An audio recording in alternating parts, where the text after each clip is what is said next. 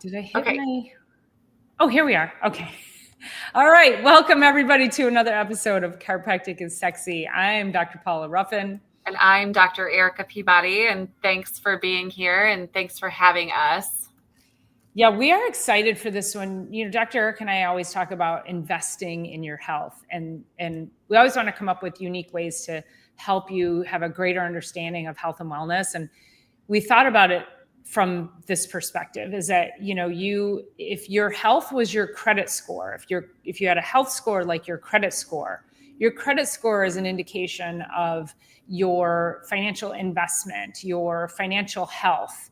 And so if you had a really good credit score or health score, then that means you're doing all the right things and you're pouring into it. And then maybe you go into a store and you've got a small purchase and you apply for a quick credit card, and there might just be a slight dip in your credit score for a minute. Well, that's how your health is. If you are investing each and every day and you go to a backyard barbecue or you go on a girls' weekend like we did a couple weeks ago, you have a buffer there. But if you're always tanked out, if your reserves are down to zero, if you're not making the right investments, if your health credit score is low, it just means you're not doing all the good things to make sure that it stays elevated. So we want to talk about that today, is treating it like a bank account, treating your health like your credit score. Mm-hmm. What are you actually investing in, and what are you robbing from yourself? Are you in health debt at this point? Well, what's so funny is Dr. Paula is like so serious about what we're talking here, but how this came about was we both wear the Oura ring. And if you don't know Oura, look it up, Oura, and it's a tracking device that gives us a readiness score in the day. So she's being all serious over there, but she's like, oh, my readiness score, like, I don't know if it's something with the fiberware, maybe it needs an update or something like that. And we were texting back and forth. And then she said, my credit score, you know, is not on right. And I said, credit score, LOL. And I was laughing about it. But then I'm like, that's what it was like. Ding, ding, ding. I wonder if we could relate this as a metaphor, because not only is credit score like your financial health, but it's also your patterns, right? So are you patterned to always pay your bills on time? Are you patterned? Like, what's your pattern? And it builds over many years and actually decades. And so if we can really look at, because as Dr. Paula and I are talking about, health is the long game. And I've had a student with me shadowing the last couple of days. And it's like, it is the long game. It's the long game about school, but it's a long game about health, and it's a long game about repairing health, but it's a long game about being proactive about your health. And let's just say you were going out and you were having like a binge day, or like just one of those days, and you had to prove to whoever you were ordering that you have taken the best care of your health, much like you have to prove to a bank. So what if you had to do that and you had to prove to whoever you're ordering from that it's okay for you to do that because you're not doing that regularly? Or a gym membership, like you got a credit for, or a discount depending on your regular readiness scores or your credit score when it comes to health. Like, it was just a really funny thing how it came about. And it's like, you know what, we could take this and run with it this week. So I hope it's making sense to you guys as just a metaphor. So, and let me just clarify. I was talking to text. So I was not actually saying my credit score is tanked. I know it didn't know what your readiness score was. I said what? Ready? Yeah. Why did Siri autocorrect ready score to credit score? So bizarre. So it was funny. But I love that idea too, and that concept that it is built over time and it's built over decades, and it's habits, and it's what is the consistency of it. And yeah, if you're constantly having bad habits and putting things in your body, robbing yourself, you know, what kind of investments are you making? And if you think of your health as a bank account, what are you doing each and every day? Are you in debt? Is there anything in there? Are you building wealth for yourself, for your future, for longevity? Or are you like, oh my gosh, I need to make a purchase over here. I got to go make a quick payment so I can go make a purchase. Like, what is actually happening in your health world, and how do you view your health, and can you be more conscious? I think by the end of today, we want to help everybody understand how to have more consciousness around the decisions you make, so you can start thinking about them in a way of investments and health scores, credit scores, longevity. Yes, thanks to Lily. She's always cheering us on. It does. The correlation was just really interesting. So as we talk about the 6 things that that make up our health, or the proactive ways that we can be healthy, we go back to eat well, move well, think well, drink your water, get your rest, and get adjusted. And as we do that, it's like adding to your savings account. And what we really talk about, especially in our chiropractic offices, is that each adjustment is adding to the last, and it's time and repetition that gets us to the place where we're no longer in symptoms, we're out of symptoms. And then as we start to move towards more resilience, then if we have a setback, we have a fall down the stairs, a trip, slip, or however you always say it, it only sets us trip, back. Slip, fall, anything, accident, injury, anything. See, all the above. So as we have a little bit of a setback, then we've already built up our bank account. We've already built up our credit score. So we're at an 850 with credit, and we have a little slip up with one of our bills. We don't go all the way back into symptoms, but there's nothing that we can do inside the credit world to mask it. Like, that's your credit score no matter what. Where in the health world, we can take a medication and mask it. So your check engine light's on, take a piece of electrical tape, put it over it. Like, if we were really being honest with our life and lifestyle and want to build that internal resilience, there's no way to fake it. There's no way to mask it if it's an actual credit score. So no. And sadly, I do want to talk about the woman that we met. So not sadly, I was thinking sadly about the man that I observed at lunch. So Dr. Eric and I went to lunch on Sunday together. We went to yoga together. And, this is what having great friends who just live the life of health, that, we meet up and we spend time together, and our time together is so cherished, because we talked about that too, like social connection absolutely fuels your bank account. It pushes into that credit score. And so any opportunity she and I get to spend together is like just, pure joy. So we went to yoga together, and then we had brunch at one of our favorite little places. And it was a beautiful day. And we sat in our favorite table at the restaurant right by the window, and the windows were complete. They were like, that's like the garage door that goes. Yeah, they're kind of like garage doors, but they're, so basically you're sitting inside outside. And this elderly woman comes walking by, and she's pretty decked out. And she's walking on a cane, and she's, sort of hunched over, and we're like, oh my gosh, the poor thing, her osteoporosis, her posture. And suddenly, like, she sits down, and everybody's coming out and saying hello to her and talking to her. And I'm like, what's going on? Like, who is this woman, is what I'm thinking, right? Is she some local celebrity or what? And I don't remember what she said that made you then felt that. And she was sitting like right outside in the chair with her back to us. But then Erica commented on something she said, and she goes, well, I heard that. And she turns around, and she was like, and what's your name? And she starts talking to us.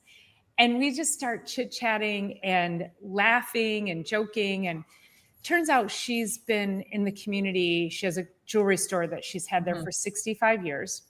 And she says, well, I have to get my steps in each and every day.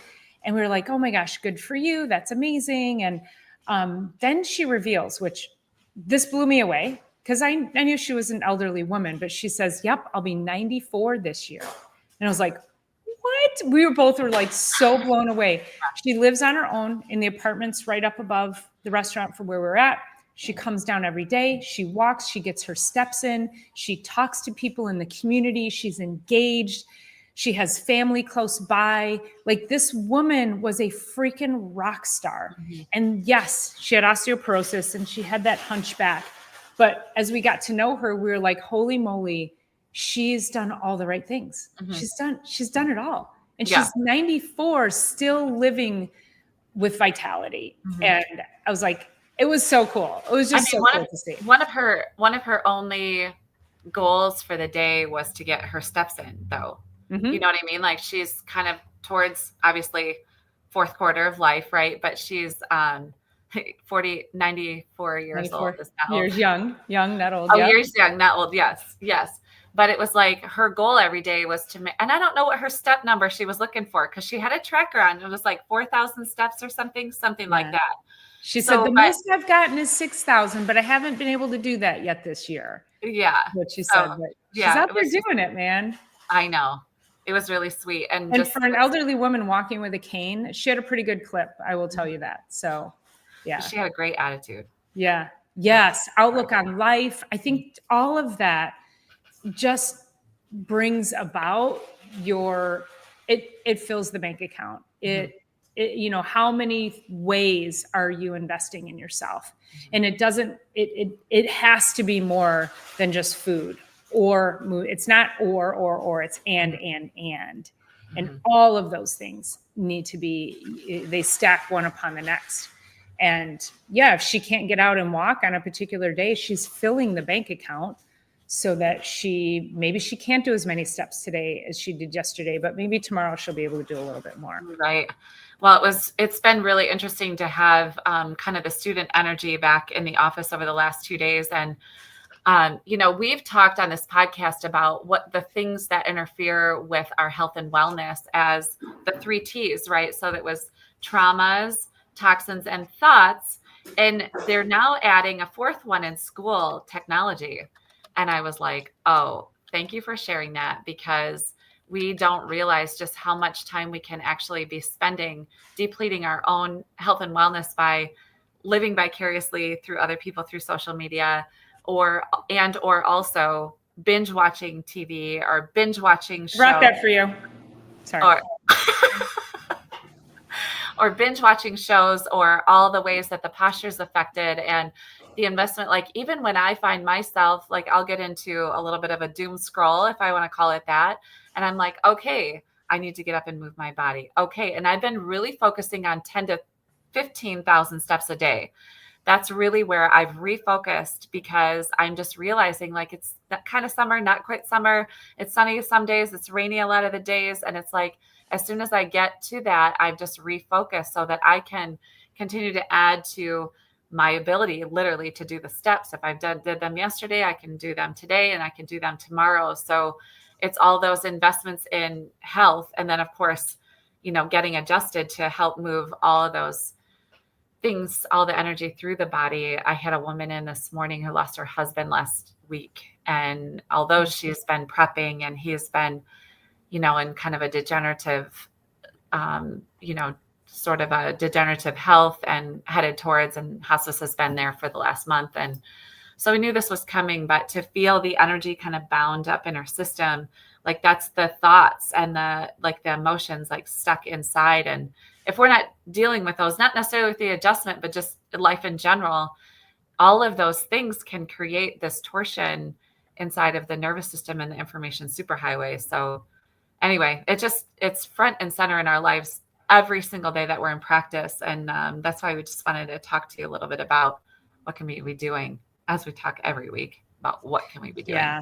And I think, again, I go back to awareness. I spoke with a very dear friend of mine yesterday who practices, she exercises, outstanding mindset, great spiritual connection, eats very healthy, really, like, when you think about all the pillars of health, she's got them all nailed. But she said to me, I'm drinking too much. And she actually went to visit a friend who had gone through AA, because she's like, I don't have clarity. Like, she's drinking so much. And I've known her for 25, 30 years, and she's in a very low quality marriage. And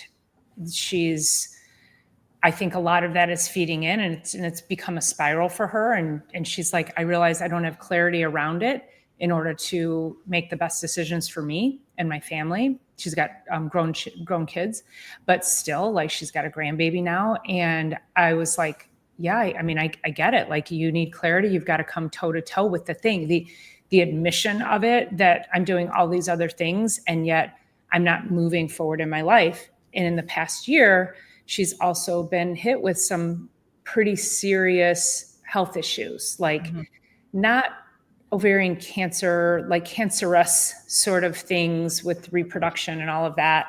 And I said, I can't help but wonder if all of your traumas, and grew up with an alcoholic father and all of that, if all of the traumas are causing her illness. Because again, like, you're going through the motion, you're doing all the other stuff, but you need that last piece of it. You've got to be able to make sure that last piece doesn't get neglected either.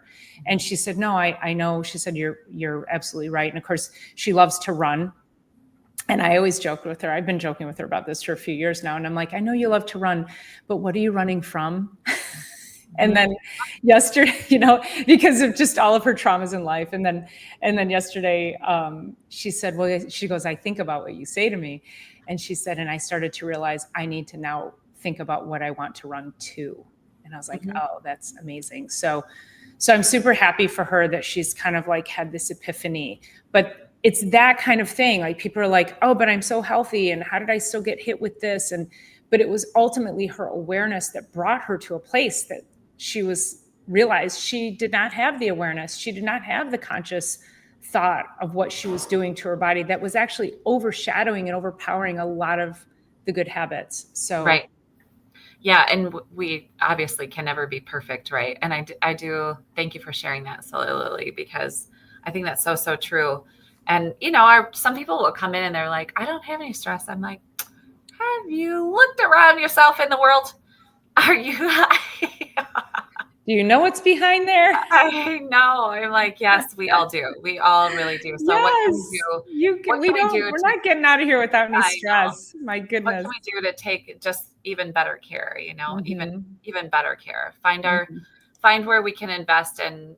I posted on my life tips of the day today was something like, small steps make the progress, and just a little small step, like even having that awareness, even having the awareness of, the detrimental effects of too much technology, or, just all of it is, we can have that awareness and then start to shift, and then it can shift our entire future in one little movement. And I got to tell you guys, people that have been I have these patients that they're like, I have been thinking about coming for 10 years, 10, not a few people think about it for a few weeks, but I've been thinking about coming for 10 years. And whatever idea they had about what was going to happen, just has its own resistance to getting in. And it's like, just go, just start somewhere, do something little to make a little bit of progress in a better direction than where you're at, and start to add to the investment that you're in your health. Well, I mean, that's just it. And if we just go back to chiropractic, since we're a chiropractic show, that's why we truly believe that chiropractic is the foundation for all of it, because we're opening up that information superhighway. We're giving your nervous system the greatest possible power it can have for healing and health and wellness. And we always want, say, like, no matter where you are, just start with chiropractic, that it will help enhance anything else that you're doing in your life. It will help your movement. It will help your sleep. It will help your exercise. It will help your relationships. You feel better about yourself. That's why chiropractic is sexy, you guys. Okay. So let's go back to that. You live better. You smile more. You engage with people around you in a much better way. I just feel like being under chiropractic care gives you joy and happiness. Like, what is sexier than that? Yes, nothing. I had a patient in this morning, and he was telling me, so I've only seen him twice. So this is the third time in a year. And he said, a few weeks ago, I went in for sciatic nerve. So shots for my sciatic nerve, and they didn't help at all. And then I went back for shots in my shoulders, which actually helped a lot. And, of course I want to say, get here more. And I will say, and I did say that gently, but it's also like, no matter what you're doing, I mean, do I want my patients to be out getting steroid shots in their sciatic nerve instead of getting adjusted? Absolutely not. Do I want patients out there getting adjustments into their brachial plexus instead of getting adjusted? Absolutely not. However, getting adjusted too can also help their body process whatever it is that they're trying to process, even with the shot, even with the medication. Like we can all work together. Now, his schedule is inhibitory to getting him in regularly. So I also get that. I can't be here 24/7 as much as I would love to help all of you 24/7. It's not even possible. So my whole thing is like, I'm not going to lecture him. I'm not going to give him the rundown about how, you shouldn't be doing that. It's like, let's also get you adjusted. So that's not to say I want you guys to all be on that, but also start getting adjusted no matter what. Well, and I want to read you a post that I saw on Facebook yesterday, and this is from a friend of mine, and I did reply to it, and I did message her. And so she said, I need some Wednesday wisdom. Has anyone had an occipital nerve block for migraines? I get 10 to 15 a month and have for the past 40 something years. I've been on a bunch of meds and my neurologist suggested this. What? I don't like, and I said, oh my gosh, we need to talk. And I said, chiropractic, cold laser, food interventions. Hi.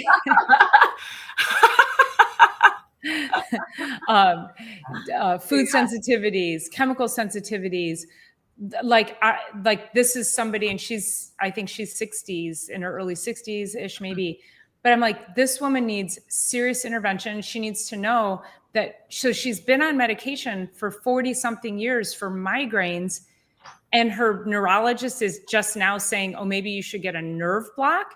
Has he suggested anything else? She's never been under chiropractic care, never addressed food, nothing. And I'm like, that's malpractice to me. We have to offer people, if you are taking care of, like even our patients who've been under our care for, 27 years, 20, I've had a lot of patients you've had people who've been with you for that long.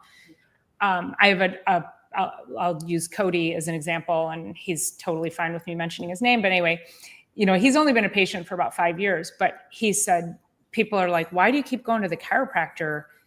It must not work. Why do you keep going? And he's like, do you know what I've done? Like, he's only 30 and he was like competitive motocross and like did all these like crazy sports and he's a mess. And he's like, it actually helps. It helps me to function. It helps me to feel better. It helps my sinuses. It helps me sleep. Like, he understands the power in continuing to get adjusted.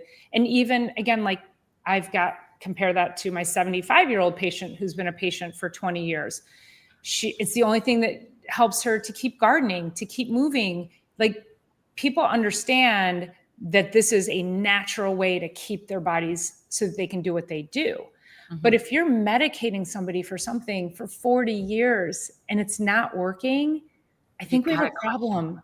We have a major problem. Yeah. Major. And as a consumer, and this is just like this is what breaks my heart, is that, and this is why Dr. Eric and I are here, is we want all of you to be more, to stand up for yourselves more, to not be afraid to ask questions. And maybe that's a show we need to do is how do you ask questions? How do you address the right questions? How do you know if you're being cared for or not cared for? I think that's a really great topic, because so many people are still in the mindset of, I have to do what my doctor says. Like, we're in that, like, fear your doctor, do what the doctor says. You don't question your doctor. We love for people to question us, because then we get to educate. So we are constantly educating. We have the time to educate our patients and let them know what we're doing and why we're doing it. And if somebody says, how do I know it's working? We have an answer for you. Mm-hmm. How do I know it's not working? We have an answer for you. Yeah. Well, yes. And there was one of my patients was in yesterday, and I said, I don't know, happy 1,623rd visit or something like that. And so I've been in practice for 20 years, and he comes twice a week, but that doesn't mean it's not working. It just means, like, that's what he wants to do to invest in his health. And, the student was with me as well yesterday when he was here. And what I wanted to say, and I didn't say, was also March of 2024, he's not necessarily the healthiest guy, but he does choose chiropractic, obviously regularly.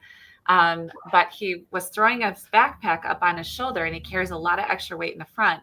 and he blew a disc and had to have an emergency laminectomy, which is basically taking a chunk of the spine off so that there's space for the nerves and the disc to be, that it stops the impingement and numbness down into his legs. And it was literally like, I don't know, 5 days later, he's back on my table. So it's also that. It's also, it doesn't mean that I'm going to adjust into the laminectomy, into the surgery site. I have ways of working around things no matter what you're doing. Literally, no matter what you're doing, we can also be helping. And so, it doesn't have anything to do with his level of chiropractic care, why he threw his backpack up over his shoulder and blew his low back out. Like, it is lifestyle at that choice. And I wish 1,500 visits ago, he would have made a better health choice into his eat well, move well, think well, drink your water, get your rest, all that. Anything. But he hasn't. And yeah. I can still work with him. And he's still coming. And he wanted to be back on the table as soon as possible, because in order to integrate the laminectomy and the emergency surgery he went through, he wants to get adjusted. And I love that. And, he's not my healthiest guy, but he's one of my favorites because we have longevity together. I always tell him, I'm like, you're my longest relationship that I've ever had in my whole life, except for my mom. So I'm cool with that. But yeah, it's all the things plus chiropractic. Yeah. And I think that's a great point, is that we have some people who will live the lifestyle 100% of what we're talking about, and some people who will live pieces and parts of that. And our hope again is to create some inspiration and awareness around that. And then some people, I have similar patients. They're here every week, every couple of weeks, but they're not the healthiest people, but they know that what we're doing helps, and they couldn't live without us. Yeah. So it's like, okay, am I going to get a 75-year-old patient off of high blood pressure medication? Like, that's not what I'm here to do. I'm here to get them to express their best possible self. And if for some reason, then they become inspired to start eating better and, drink more water and sleep better, all the things, then great. Like, I can still be that consistent source of health in their lives, even though they're not 100%, doing all the things that we want them to do. Yeah, of course, we want everybody to do everything because we want the very best for you. And if you're not, then you're not. And we still want the very best for you. And we want to help you in whatever you are able to do. There was a woman, so she was born with spina bifida. She started care with me 2 weeks ago. She was born with spina bifida, and she's had 8 surgeries on her left foot because there was not really much nerve. And her right leg is like this wide, and her left leg is so small. And she used to climb mountains, and she used to do all the things. She's 81 right now. And she's like, I'm just really frustrated. I can't even walk around Walmart. Like, I can't go in, and oftentimes I send my husband in, and she's like, I'm just frustrated with my body because her brain is so functional. So I got her adjusted. She also has osteoporosis. So it was activator adjusting for the most part. And she brought in, the bone scan. So I know how to work with that. And, after one visit, I sent her home with some instructions. On my YouTube page, I have like a series of stretches for the spine, because I'm tired of giving them in the practice and people just completely forgetting what we did. Of course they forget. They're going grocery shopping after this. Like, they don't remember, oh, doc said, oh, remember it was that way and that angle and that leg. So I put them all on YouTube. So if you're listening, they're there for you. She started doing them. And, within just 2 visits, no, we don't have her pain-free. She said, I have this little kind of hitch going on now, but I feel a lot better, a lot straighter, a lot more normal, whatever her normal is, in her days as 81. And I think I'm her first chiropractor. I can't remember exactly, but yeah, 81, start with us. 2 days old, start with us. I'll be at their birth, start there, start as toddlers, start wherever, start somewhere. But yeah, even starting care at 81 with severe disability. The great thing is that she's like the will and the willpower and the mindset behind it. She's like, I can't climb mountains anymore. I get that, but I want to be able to do what I want to do, which is just go shopping with my husband. God bless her. I That's know. I amazing. loved it. Yeah, that's amazing.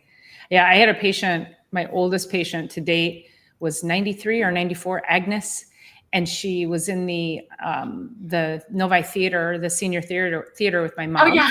I Did I tell remember. you the story? And she loved to sing and dance, and she was having sciatic pain so badly that she was like home bedridden. So my mom sends her in. She was still driving. My mom sends her in, and Agnes had never been to the chiropractor before.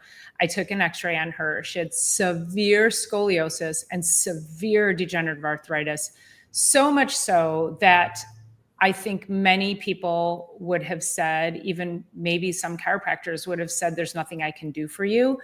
And I remember one of my instructors in school saying to me, you can see what you see on an x-ray or a special test, but you're not treating that, you're treating the patient. Mhm. And I have never forgotten that. And so she was like, well, can you help me? And I said, I'm going to do my best. And all I'm going to do is I'm just going to stimulate your nervous system and we're going to get things flowing better. And within 2 weeks, she was back in the theater. Mhm. Never been to a chiropractor, 93 years old, but lived all the other pieces, right? Lived all like in all the other ways. And so we would love for people like that to be with us much earlier in life as chiropractors, but we are also here to help people at any stage in life and, just improve those different pillars. I have a patient, I know I've talked about him before, but he had a 20-year headache. Ugh, what? That's awful. So I don't he's remember this story. Oh yeah, he's been under care now for, actually I could look and see, but he is let me just look really quick because I can see he started in 2017 and he came in and he's like, I had this headache for 20 years. He's a very busy, very very, very successful financial planner, and he's probably, well, I can actually check here. He's 59 years old, so he'll be 60 in August this year. So anyway, he's been, 2017, that's 8 years under care now. And most of his career prior to that, was with a headache. Ugh, like that's literally what he put on. I've had a headache for 20 straight years, no days off from this headache, 3 adjustments, and he's clear-headed. And can you imagine? I mean, not that he's making bad financial decisions because he's very successful, but I just think about like all of our professionals that we're working with, like they need to be clear-headed. They need to be feel good. Like many of you out there probably, if you're listening, have had, potentially pain, what I call pain brain. I had an experience over the last 6 months of having pain brain and what that does to the brain and the chemistry and the stress hormones and all of that happens. And I just think about, could he have made even better decisions? Could he, who knows, right? We have no idea.